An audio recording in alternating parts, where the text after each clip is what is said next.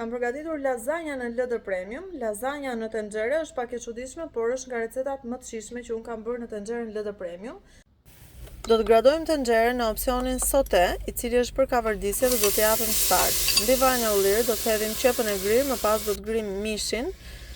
I hedhim dhe kryp që qepa të nxjerrë ujin, do të grim këtu mishin, i cili me pak pulsime do ta bëjmë të grirë imët. Kemi vetëm tul, shumë i shishëm, shumë i mirë dhe dim se çfarë ha me mish të grirë vet. Në fakt kështu e përdor gjithmonë. Më pas do të hedhim edhe një karrotë dhe një degë selinoje të grirë në atë përbërje, do të hedhim salcë domate, 3-4 lugë gjelle, do të hedhim piper të kuq, piper të zi dhe 300 ml ujë.